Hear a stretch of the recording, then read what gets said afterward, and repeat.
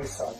Pa onda istog dana ide u Francusku, pa istog dana ide, ne znamo gdje nije napisano, pa onda ide u Ukrajinu, istog dana ide u Hrvatsku, istog dana ide u Winchester, istog dana ide u Španiju.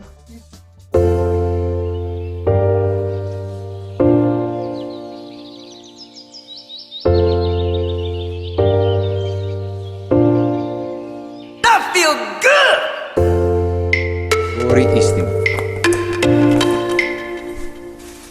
Ponovimo to 100 puta i pustimo ministra poljoprivrede da to demantuje.